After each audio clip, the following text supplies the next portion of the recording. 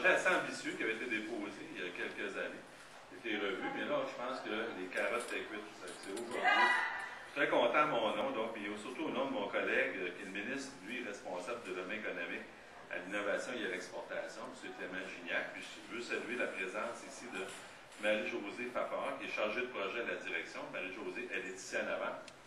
Alors, merci beaucoup pour ton travail, parce qu'aujourd'hui, j'annonce une contribution financière du gouvernement du Québec de 8,1 millions de dollars.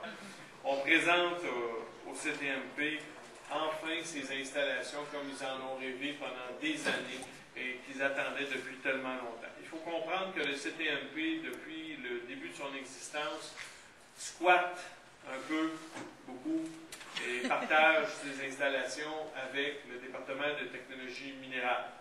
On disait à la blague tout à l'heure, mais je suis sûr qu'il y a des lundis matins que ça doit ressembler à ça. Et il doit y avoir un jeu dans ces laboratoires-là qui ressemble à la chaise musicale. Tu pars la musique, tu tournes, quand la musique arrête, c'est ton atelier, c'est ton établi ou ton équipement pour la semaine.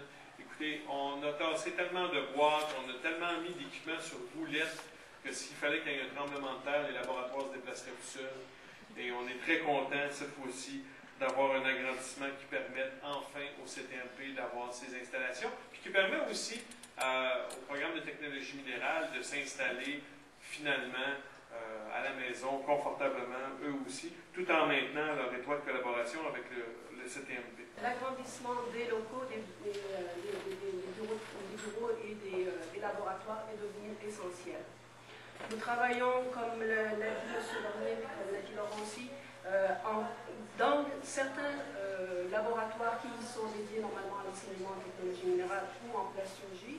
Et là, nous aurons, grâce à cet agrandissement, des locaux qui seront propres, qui seront destinés, qui seront organisés pour les besoins de la recherche. Ça ne veut pas dire que les portes seront fermées. Ces modifications à nos infrastructures de recherche nous permettront de servir les entreprises, nous l'espérons de façon encore plus performante, d'améliorer notre productivité et surtout de favoriser la croissance de notre organisme.